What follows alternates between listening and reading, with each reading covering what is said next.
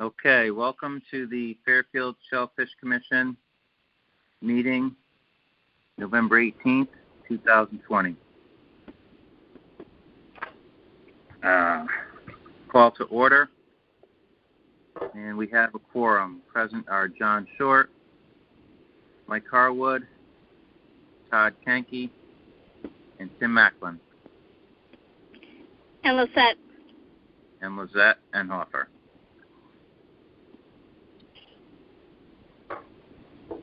All right, bills and communications. The resignation of Allison Savona. So Allison's term was up, and she's also moving to Florida.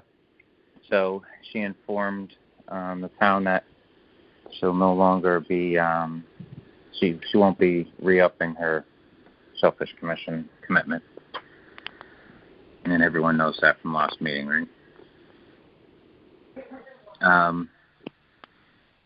Anyone have anything to say on that or no? No, I'll just miss Allison. Okay.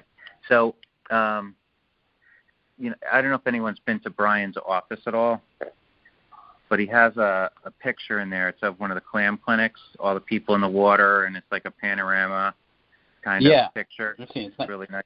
Yep. What do you think about me printing up one of those and framing it and giving it to Allison as a parting gift?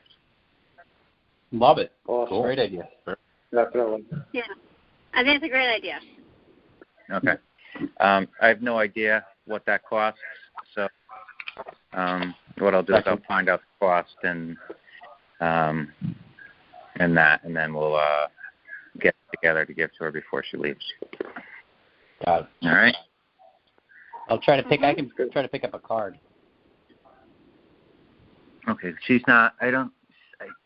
She should be around by the time we get to the next meeting, but maybe not. But we should be able to get it together by the next meeting. So, all right. So, approval of draft meeting minutes of October 14th, 2020. Does everyone have a chance to look at those meeting minutes?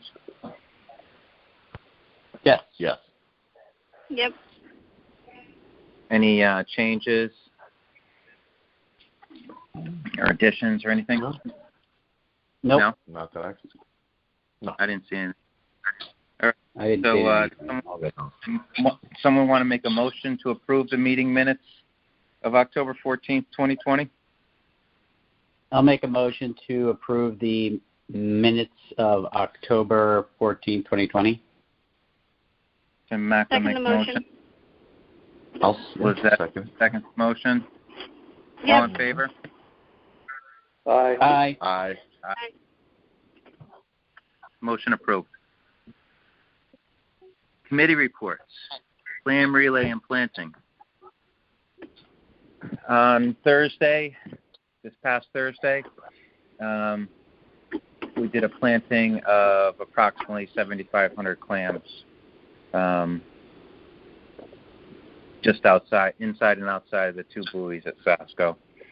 And it was a mix of mainly cherry stones and top necks with about 1,000 little necks mixed in there. So it was a good planting. I know it was a bad weather day, and the next day wasn't so hot, but people got out there.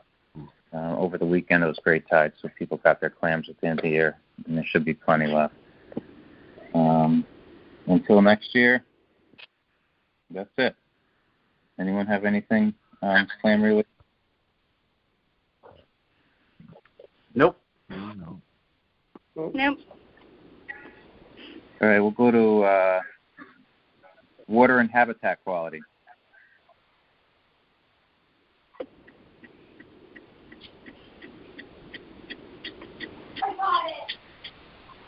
Anything on that?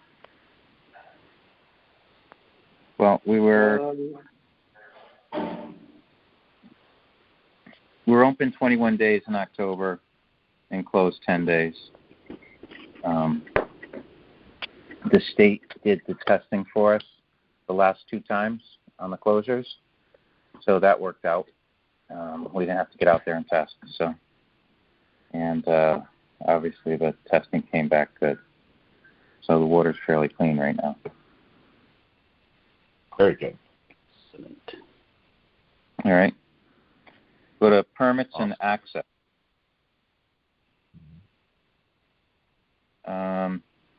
About permits, we sold 344 permits this year, which is a record, Wow. and that reflects in our Shellfish Fund balance. So, if we could do, as well as that, or almost as well next year, we're in good shape. I think everyone got their clams when they went out. There's some oyster pickers out there, so I think everyone was happy. Access-wise, we really didn't get any complaints about parking issues or anything like that, even though the lots were closed for any of the non-residents for a good period of time.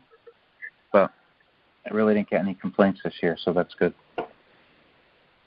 Do you think the number was up so high due to our using the online format to register?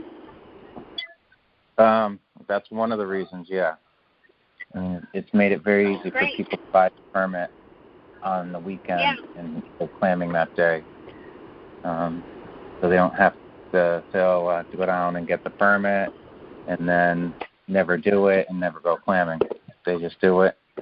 And, COVID, people were looking for things to do, so I say that probably helped too. But, we were at 270 last year, so 344 is a good jump, another 74 permits.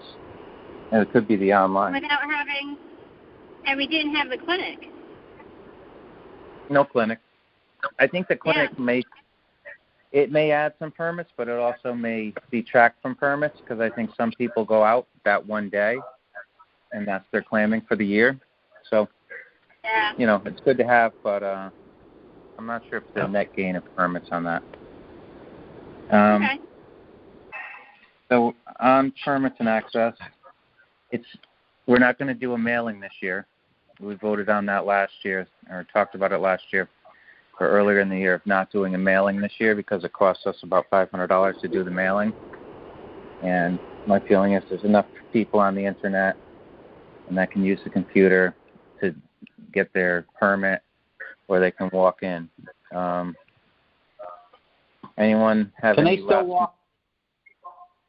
Sorry, yeah. They can still walk in, right? I know there's that service window at the old town hall. Can they get permits there?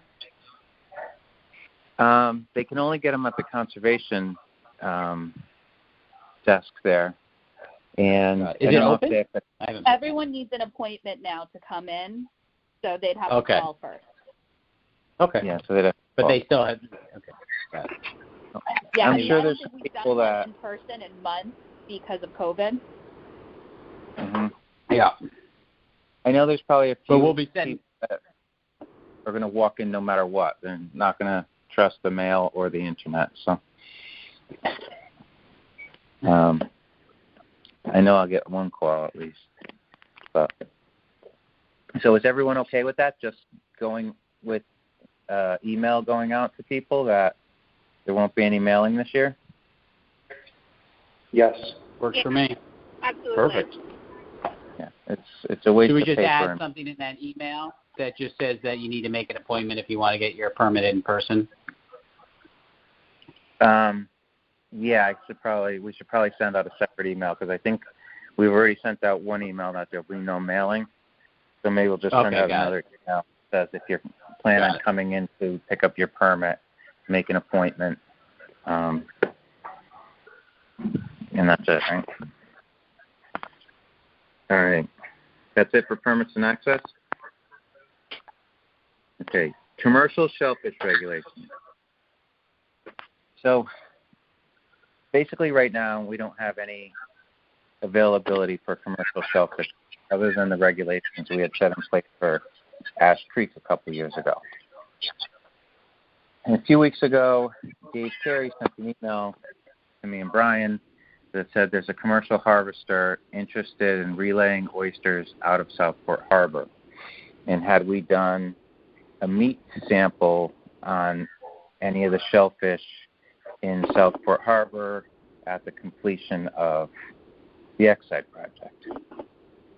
So my feeling is that, well, I don't think we've done the meat sample, and I'm not sure if I'm interested in having, or if anyone's interested in having, a commercial harvester come into Southport Harbor to relay oysters out of it. I don't think it helps us in any way, and I don't think it benefits any oysters in there. So for the few dollars we get, we lose all that seed stock, so my feeling was not to allow any relaying out of there unless there's a plan in place to bring seed oyster in or shell in or something like that so that it regenerates. But I don't think that's going to be of any interest to any commercial harvesters. So do we leave it closed? Yeah, I would vote to leave it closed. Yeah. Okay. I agree. All right. I agree. So I think we leave it closed. Let's see. Now, there's this other, remember last meeting I mentioned that in Pine Creek, the residents there want to get some commercial work going to use it as a reason to get grants to dredge out the mouth of the creek. And we kind of decided that we didn't have any interest in that either, right? So Brian had talked to me and said that he met some people down there, and it turned out to be a group of about 75 residents that, want to do this. And my feeling was if they really wanted to dredge it, they could raise the money and dredge it out instead of using the shellfish as a, what would you call it, as a way to get their grant and get it dredged. And then once it's dredged, the commercial interest goes away over there. What do you guys think about that Pine Creek thing?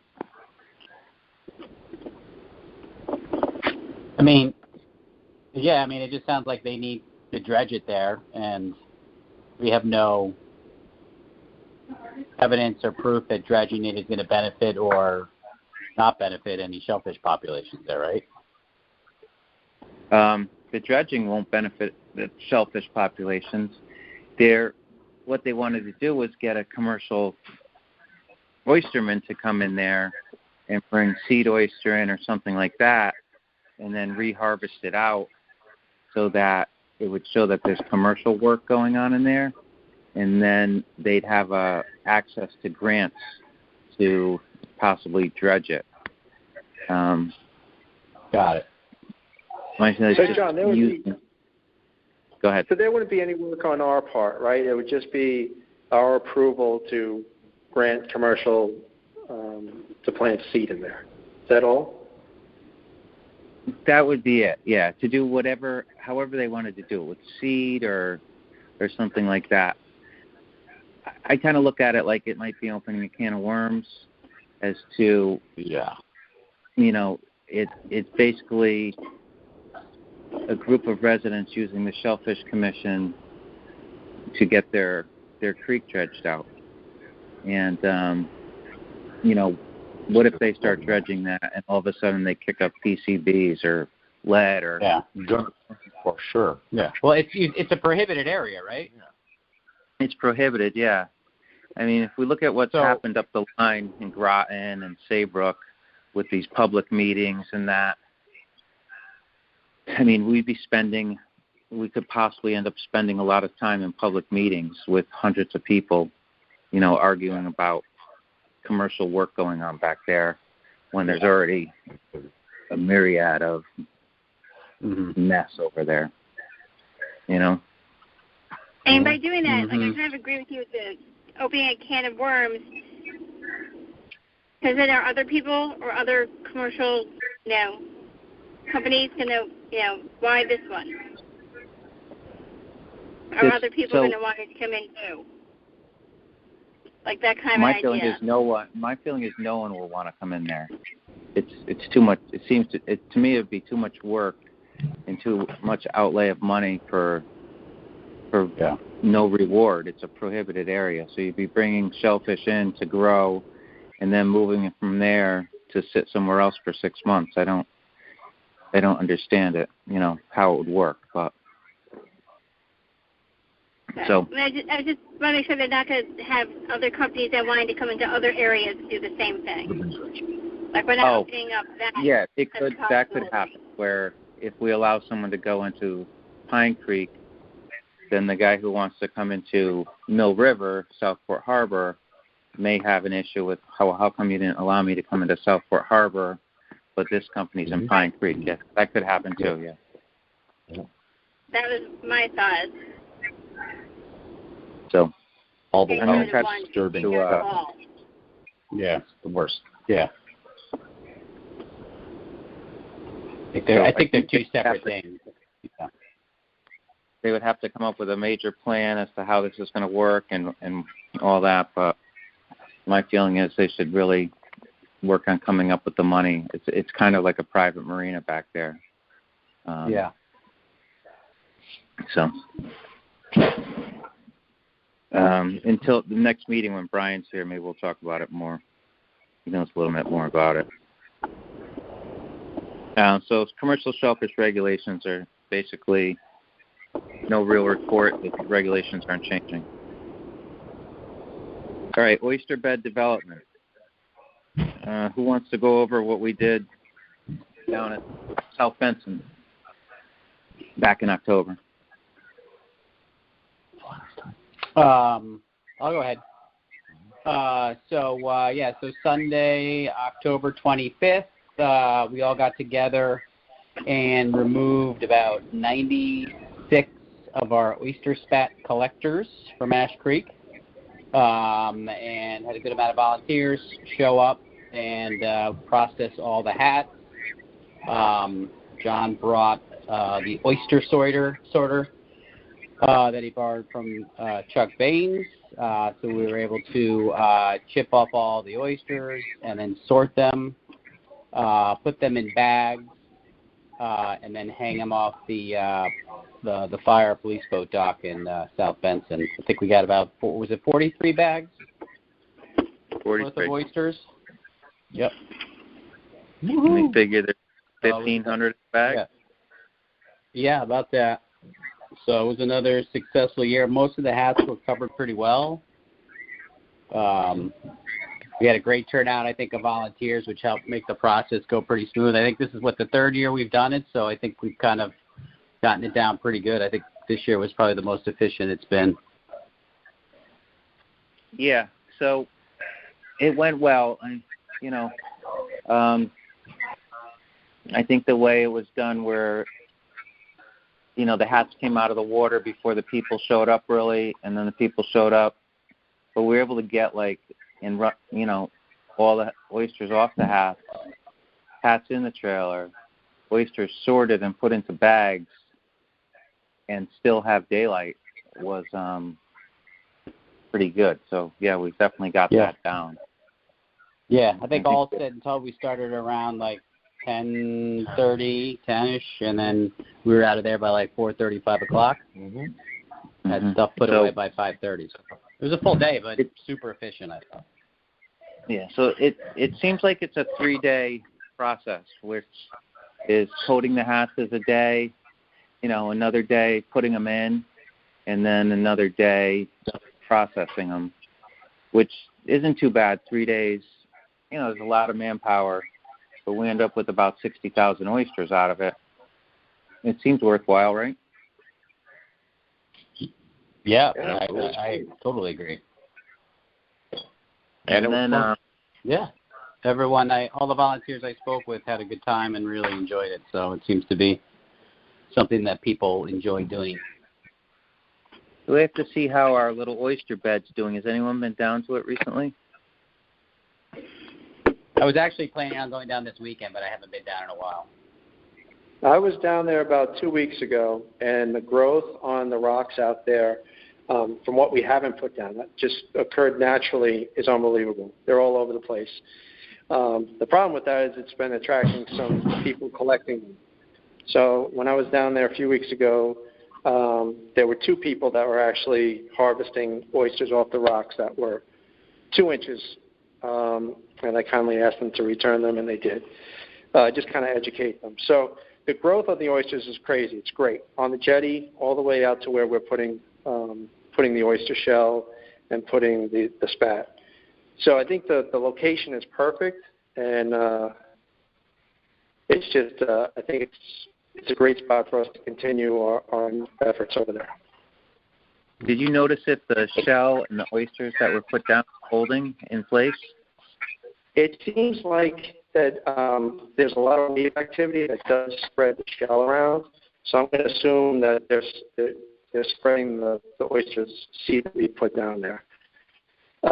Maybe there's a better way that we can put something there for it to catch. Mm-hmm. When last time I was down there, I noticed a lot got spread in the eelgrass there, and I don't know if it got washed out from the eelgrass, but all of the stuff that we initially put down looked like it had disappeared, but then as we looked through the eelgrass, it was all kind of dispersed throughout the eelgrass. Did you happen to go in the eelgrass at all and see any in there?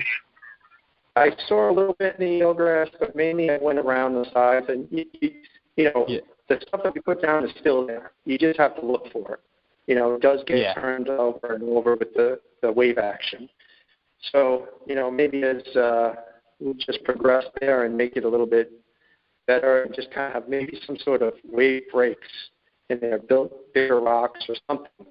But I think the eelgrass does protect it. I mean, from the other side, on the west side where we used to put it, that was the main harvest area, was in the grass. Yep. So, I mean, that makes the best environment for them.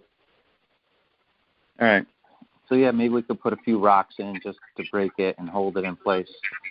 And as we just keep adding more shell to it, that should fill in some of the rocks and sandy spots, hopefully. How's the shell collection going, Tim? Are you still collecting?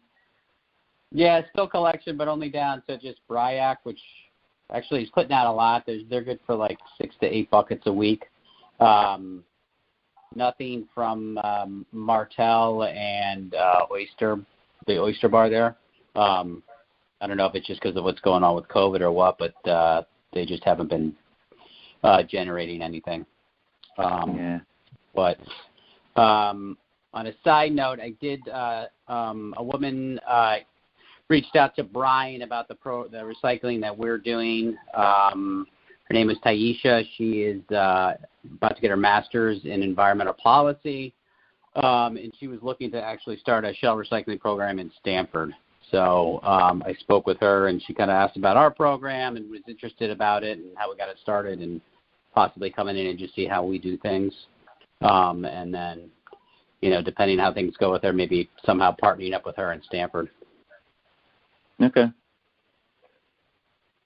Well, that's good. But she's just trying to get it. Yeah, she's just getting started. By the time the weather gets good next year, it should be a little bit different world. So people will be eating oysters again. We'll start picking up. All right. They're eating them at Bryac for sure. Oh, they don't know about COVID there either. No, they don't. Anything else? Take that. How do they say that to get rid of that statement about Bryac? It's a really good place, and they support the Shellfish Commission. So, yes, they are great. All right. Oh, gosh. Done with oyster bed development? We're good with that for now? Yeah, I just want to add one more thing, John, on that. We did really well with the oyster pile there that was put in, the shell that Tom Corse and Conservation put down on the corner of the beach there. So we got some really good, we had 2 instances where we were able to have the Troop 88 participate and just spread out the shell. So by next year, I think we continue that. I think it'll be a great way just to continue putting shell out without having to get the boat out there and scheduling, as long as we just do it at low tide anytime we want with the sleds. Right. Yeah, if we can do that, in June, we may catch a lot of spat in that area if we get such like we've got in the last couple of years. So yeah, maybe if we do another clam clinic in June, we can kind of set aside some time to, you'll have obviously a ton of volunteers there. Maybe spread some shell out then during the clinic. Yeah, if they want to use a rake to carry a bucket of shell. That's great. Pay a toll. Yeah, exactly. All right. Communications. So we got no report. I've been keeping the Facebook updated when we open and close, and I might have posted something else here and there. Deb, I don't know what happened with Deb tonight, and then obviously Eric and Allison aren't on the commission anymore. So, all right, we'll go to reports from the Conservation Department. As you can see, our balance is up to almost $32,000. 344 permits. We're open 20 days, and our budget is our budget. All right. So we'll go over to old business, land-based downwellers. Has everyone had a chance to think about these downwellers? Yeah. Yep. Yeah. All right. So put the permit together, and it wasn't as easy as Dave Carey said it was, but then again, I'm not a permit writer, and Mike did a lot of the work. But the permit's all set, ready to be submitted. So the permit is what we talked about would be for 6 land-based downwellers at South Benson. If it goes in, if I can get it in there, it goes in by December. Hopefully it's ready by April, May. So then let's talk about the downwellers. We had some concerns about the cleaning if we do this project as to how we're going to maintain the downwellers. So I know that, Tim does a lot of work picking up the shell and did a lot of work with washing the bags last year, puts in a lot of time with the hats and the other bags and all that. You had a concern that maybe this was too much. And Deb had a concern also because she can't really lift anything. So, no, I think, I just, wanted to start a little bit smaller. I mean, I think if you want to get the 6, my also concern is not only just work, but if something were to go wrong and we had 6 downwellers full, and if we're not checking them every day and for some reason something happens, a pump breaks or something like that, I would just be concerned that if we had 6 down wells full of oysters, something were to go wrong, that, we would lose everything. But anyway, I thought maybe it would be good to start with 1 or 2 and just see how it goes. And so the guy up there in Provincetown, so how he runs the pumps is he runs a redundant pump. There's 2 pumps running at all times. In case if one of them seizes up, the other pump keeps running. Now, there's a chance that both pumps could seize up, yeah. And then there's a chance we can lose power. If we were to lose power for 5 days or something like that, either transfer the oysters or, run a generator down there. There's a way, we do have a lot of town people down there, such as the marina manager's office is at the exact spot of where the downwellers would be. So they would be able to monitor, the easy thing to see is water draining out. That way, the pumps are running. We also have Eric, who runs the gas stock and bait shop there, and the Fairfield Police, which are down there. I thought about it, of putting a flow switch in that's attached to something that would send an alert, or putting, like you ever see these little cameras they have that, like, it's looking down on Myrtle Beach or something like that, and it runs all the time, and you can go on the internet, like, just have a camera focused on it, and you could just pop it on your phone each day and look and see if the water's flowing out of the thing. So there is that possibility. In this shellfish, there's always the possibility of losing all of your shellfish. So, I know Mike's down there a lot. I'm down there a lot. I think if we coordinated with the group of people that are in direct, that's been, right there at the marina to keep a monitor, I'm sure there's going to be do-gooders that are going to be like, hey, there's no water coming out of the thing, and make the call. That we might be able to eliminate, like, losing the whole thing.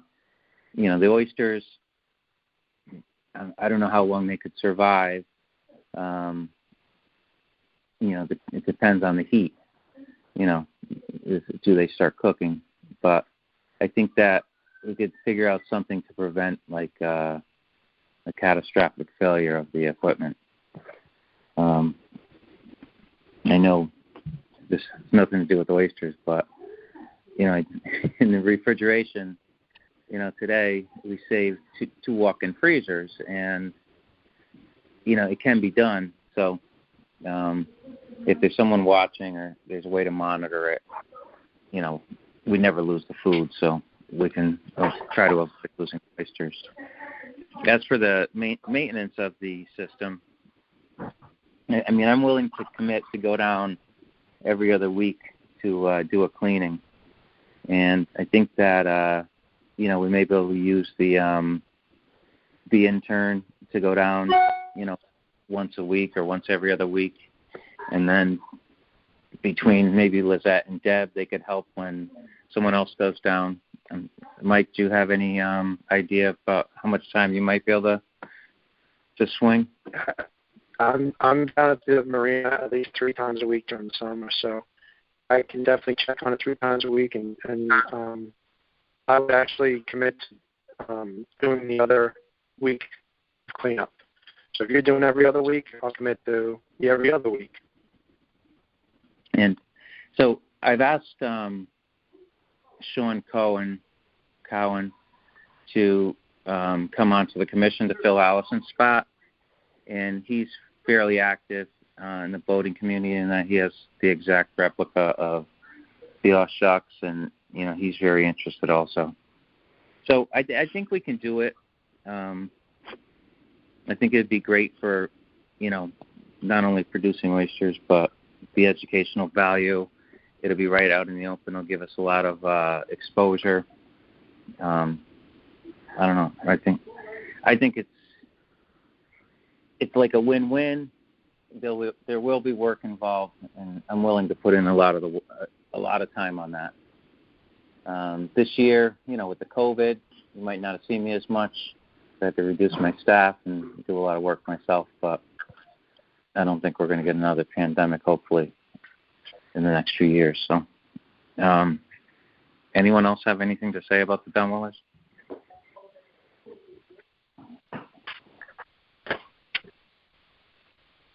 So the project's, to put out the whole system together and everything, we're looking at around $6,000.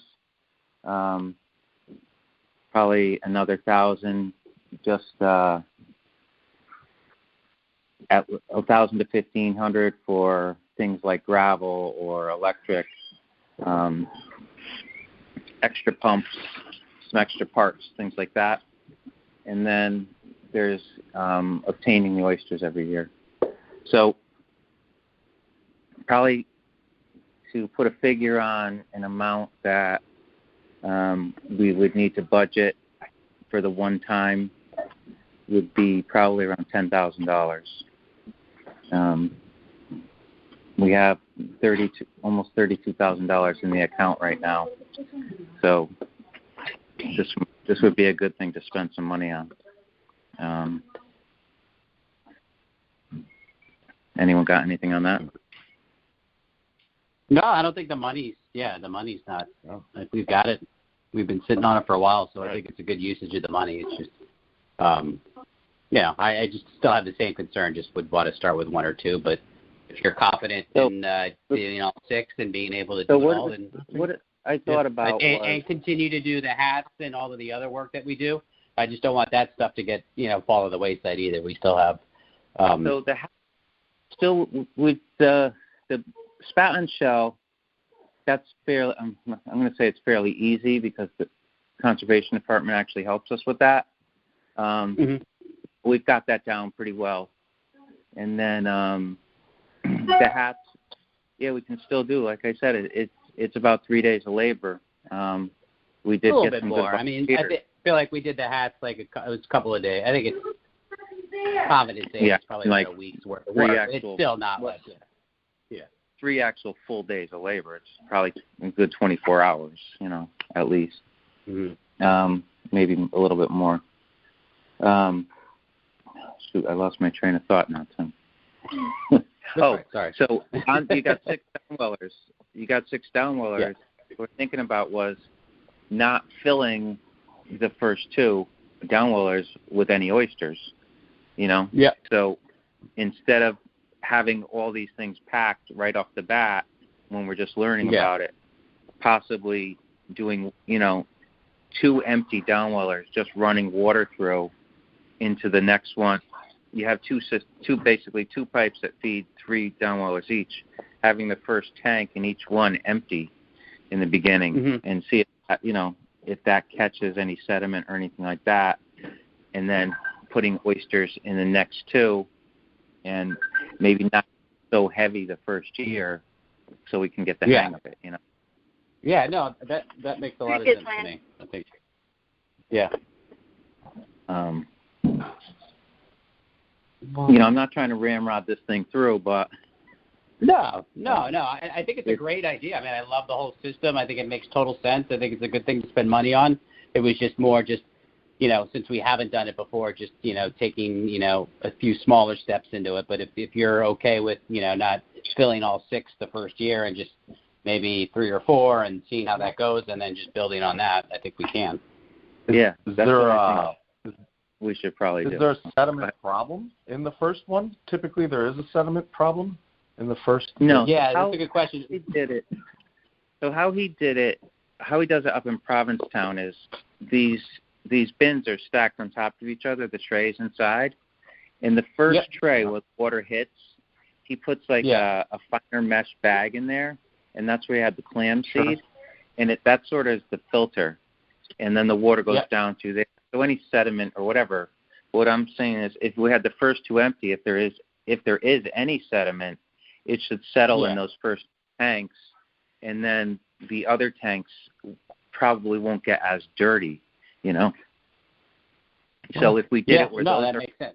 If those are like settling tanks and then fed the other 2 off of that, then, the cleaning process may not be so bad. Yeah. So the last one in the line would essentially be the cleanest because the water's been filtered through. Well, we'd have to do it where we probably have to do it where we come out of the first tank and then feed the next 2 at the same time, in not in series but in parallel. Oh, not in series. Okay, I thought they were in series. Okay. Yeah, no, if we did it in series, then the last tank wouldn't grow as fast. It wouldn't get the nutrients. Gotcha. It wouldn't get any nutrients. Okay. So you want to feed them all at the same time. Would you do 3 in series? So just split it up between the 3, so 2 parallel groups? If they're all running, 3 parallel groups. So you'd have 1 pipe that teed off 3, and then tanks. Got it. Mm-hmm. And then on the other side, you do the same thing. If you did it in series where it filled, then went to the next one, got it. The last tank doesn't get the same amount of nutrients. It doesn't get any nutrients. Yep. Takes forever and a day to grow an oyster. So then, got it. So in that scenario, if we had 2 sets of 3, then we would keep the first one empty, and then the 2 other bins would be with oysters. So we'd have 3 to 4 or 4 bins. That way, it wouldn't be so much of a job in the beginning when we're just trying to figure it out. And we do have 43 bags of oyster that we can also, try growing in there. we have to buy a certain amount of seed, and we may be able to. Dave Perry may be able to pull some strings where we can get exactly what we need and all that, versus having to buy more than we need or things like that. So, so should we say that this is a go and make a motion to approve this funding? Yeah, Yeah, I'm good with it. All right. Who wants to make the motion? I'll make a motion to budget $10,000 towards the oyster downwellers. I'll second the motion. All in favor? Aye. Aye. Aye. Aye. All right. I just sold my soul to fucking 6 downwells. My summer. Yes, you did. I'll be at John, the good thing is they're big enough to hide in. Yeah. Yeah. So I say fill them all turn up. them into a hot tub if it doesn't work out. there's a lot of things we have to talk about in the next few months as to, if there's an emergency where they had to be moved, or, if we could get kind of cement pad put down, we could chain the things down and never have to worry about going away in a storm. I'll look into a bunch of different ways to monitor the system, other than just physically going down there every day. But we could get could pop volunteers or something. Yeah. Oh, I mean, I drive by that way every, when I drop off the shells on Sunday, so I could, always swing by on a Sunday. I mean, I know weekends are available, but I drive past the marine every Sunday, so I can always peek in there on my way to drop off shell. I deal with some MiFis, which is cellular data, and there might be some technology out there that could just simply alert my phone that the power went down out there. And it just kicks out on cellular data. And I'm going to look into that because, I think it's real simple technology, actually, that we could be alerted. Even if it could somehow monitor like an amp draw or something like that, that would be able to tell if the pumps were on or off. Exactly what it does. Yeah. So I think that's actually pretty simple. All right. So which is just peace of mind. When we first do this job, now this is all contingent on some other parties to actually use this space. So we still have to get that full permission and all that. But it'll be applied for permit-wise before that. And hope if we need a permission letter for the permit, then that'll have to be produced. But these permits are, move at a snail's pace, especially now. So. Yeah. Nowadays, yeah. All right. Do we, have you guys definitely, I know in Mike's original proposal, it's kind of, it said a couple of possible areas. Have you determined like the best spot for it, or are you just still kind of considering a couple areas? No, so in the permit, the application, if you go to the South Benson Marina and you drive up to the gas dock, the house there, the marina manager's office is on the left-hand side as you face the building towards the creek. Directly to the left of that is an ice machine and a garbage can or something, and it has a fence around it. Yeah. We'd be right on the other side. I'm looking at the overhead shot right now. Yeah. Yep. And then that way there's access to the water, which would be, the pumps would have to be lowered down, and I was thinking about possibly having a basket made that the two pumps could sit in, and then have a flexible hose coming up to the hard pipe.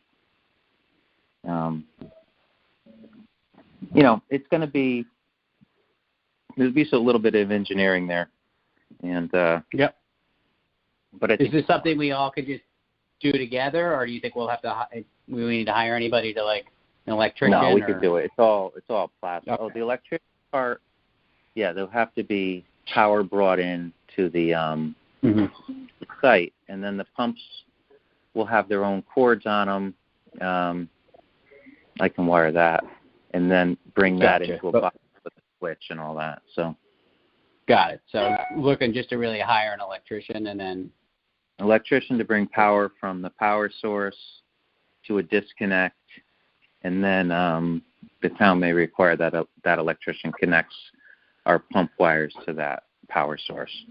I don't think we should have any plugs where they can be plugged, and if there's a disconnect, it should be locked, with one of these town keys. Got it. Is there like a town electrician? Like, is there someone that works like specifically? Town uses Yankee Electric. Yankee. Okay. Yeah, actually, a good friend of mine works.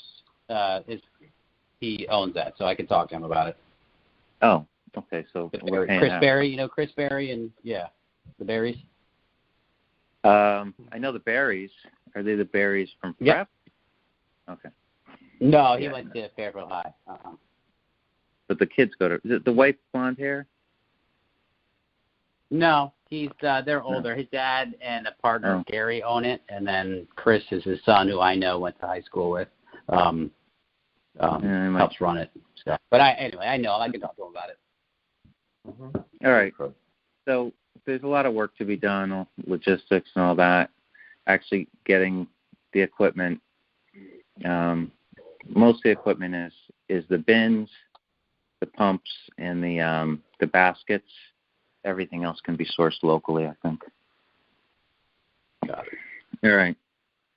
Enough of the land-based downwiller for now? Yep. All right. Our Shellfish Commission budget request for 21-22, we'll keep the budget the same as it's been for the last few years. I don't think we need any more money. We actually probably are saving a little bit of money on some things. So that's going to stay the same. All right. Do we have to set aside, sorry, just one quick question about the talent. Like as far as the electricity and running that, is that something that we're going to have to keep a budget line for, or operational costs? Yeah. Operational costs. We'll see. Because I assume that it's going to cost a lot of money to, I know you did put that in your plan, Mike. I just can't remember exactly what the estimated. Yeah, it's not that much. Cost. I mean, it's not that much. I think, the total electric on doing the new one was like $1,500 on the high end. And then on a monthly basis, I think it was less than $30 a month. Oh, really? Okay. Wow. Yeah. So if you look at, originally we were thinking April to November, but, the water temperature is probably not going to hit 54 degrees until the end of May. And that's really when you want to start these, when they start eating. So you're pretty much looking maybe June to November. Got it. Yeah. If we even make it to November, because these oysters, I think, will grow. They supposedly grow very fast in these things. So, we might be taking them out before that. And the good thing is those boxes are insulated. So even in the heat, and then even when it gets the air temperature becomes freezing, at least the water temperature in there is probably going to stay at an insulated level. Mm-hmm. Got it. And then was this something that we could leave there year-round, or we'd have to disassemble in November and then store it over the winter? So I think that some of it will have to be disassembled, but the main part of it will be left there. Pull the pumps. And then parts of it will be put inside the bins. The pumps, I'm assuming we buy new pumps every year. They're not that expensive. Yeah. Probably best bet. But you think we could leave the bins there without a problem? I would leave the bins there for sure, and just perfect. Yeah.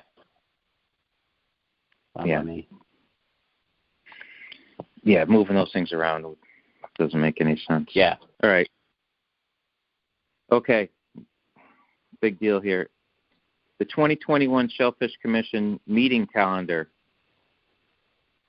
And we have to vote on this in December. Did everyone look at the calendar? If you scroll through it's down in one of the pages. So if you see September, there's no date because Rosh Hashanah is the 7th and 8th. Is that what it is, Rosh Hashanah? Yeah. So we have to pick a date for September. And do any of these dates, does anyone have an issue with any of the dates, such as, someone knows they're going to be away or their birthday? Maybe they have a different religious holiday. No plans to be anywhere. Yeah, unfortunately, no plans yet to be anywhere. I know at one point we talked about maybe skipping a meeting in like January, February. Is that something that we still want to do, or we should just keep it on the books for every month? Just keep it on the books because we missed so many meetings last year. The meeting flow. Yeah, that's true. We probably have a little bit different group right now come with everyone. It seems like we'll probably have a quorum most of the time. The only ones we really got to worry about is like in April. I'm not sure if that's the school vacation or not. If there even is going to be a vacation this year. And then July looks pretty good. We can talk about maybe September. Go ahead. Yeah. And just looking to September, so September 8th is the Jewish holiday, or 7th. Yeah, so then do we want to just say September 15th? Oh, no, that's Yom Kippur. So then there's another Jewish holiday then, too. Yeah. So it'd have to be either the September 1st or September 22nd. Yeah, it shows here the 1st or the 22nd. So August 11th to the 1st, the 22nd to the 13th. September 22nd? Cool. Okay. I'm sorry? Yeah, you broke up there. Do you think the 22nd? Yeah, I think the 22nd. Yeah, the 1st that might be a pain because of the beginning of school and all that. Right. Yep. Or the end of summer. I'm not sure when Labor Day Labor is. Day, yeah. Agreed. Yep. All right. So we'll do the 22nd, and we vote on that next month. All right? So next month, John, is there any possibility of us having like a holiday kind of celebration? Via the phone. You want to try to set up a Zoom. Virtual That's happy about hour. it. Yeah. I don't think that we should meet even like out somewhere because, I don't think we're allowed to. So because the public has to be involved, so they have to be able to listen to the call. It's just we're just going to have to skip it this year. It is what it is, right? Yep. So far. Side note, do you know when Allison is leaving? Do we want to set a time where we can just at least, like, is it okay to drive to her house or something and drop off the phone? Like, how do we want to deal with that? You want to just sidebar about that? I think there's a possibility she may be gone by Christmas. So I'll get this photo together, and then we'll figure that out. I know things are moving on her house sale, so yeah. Let me get the photo. Let's see. I could get that done pretty quick. That's not a big deal. But, yeah, maybe before, like, the 15th or something, before the next meeting, we should I'll put out an email, and maybe we can do a drive-by and drop off the photo. Nice. Sounds good. Wonderful. All right. All right. So in new business, there's a subtitle or whatever, B, that says 2021 Shellfish Permits.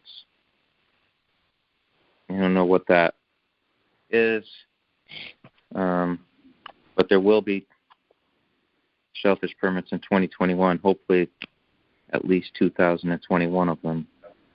No, I don't know. We'll just skip that. Was that maybe All right. in regards to just online? Anyway. Yeah, it must be. So we've already discussed that no mailing, online's working well. Walk-ups will send out an email that says they have to schedule an appointment. And, if someone requests by email that they want the thing mailed out, I guess we could do that. But I don't think so. I'm not sure about it. Or if they call. If somebody wants it. I'm if sure they it's call going to be and say that they don't use the computer and they can't get down there to schedule or whatever, maybe we could mail like 1 or 2 hours, something like that. But I want to get away from that whole thing of mailing out things. There's a lot better ways to get information out today. All right. Nominating committee for December, election of officers. Who wants to be on the nominating committee? I need 2 people that basically will gauge the interest of who wants to be if anyone wants to be a chairman, vice chairman, or secretary. As of now, I'm the chairman, and Deb is the secretary. So Allison leaving opens up the vice chairman spot. So if anyone has interest, they would get in touch with the nominating committee so that they could nominate them, and then we would have a vote on it. So are there 2 people that can have an interest in being on the nominating committee? I can do that. Okay. And Todd? I don't really know at this moment of any interest. Okay. You know, I'm just kind of getting my feet wet here. No, this is being the nominating committee. So basically, if someone has interest in being the vice chairman, they would let you and Lizette know so that you can nominate them. Okay? I think that's how it works. Absolutely. I'll happily do that. I'm sorry. I was kind of confused Todd, there. we want you to be vice chairman. And I know you've only been on the commission for 1 month, but no. No, you're just going to be the person that makes the nomination. Never asked. So. All right. Yeah. That's good. So nominating committee is Lizette Enhofer and Todd. Todd, how do you pronounce your last name? You did perfectly. Kanke. Kanke. All right. Todd Kanke. Yep. All right. Information. Anything Does close anyone works. have information? No. No. No. I had something, but I forgot what it was. All right. Does anyone have any other things to talk about? Nothing for me. Okay. No. Nope. Obviously, there's no public comment, so does someone want to make a motion to adjourn the meeting? Make a motion to adjourn the I will meeting. make a motion. All right. Lizette makes the motion. Todd seconds the motion. All in favor? Aye. Aye. Meeting adjourned. Thanks, guys. Good night. Good night. Good night. Bye now. Bye for now.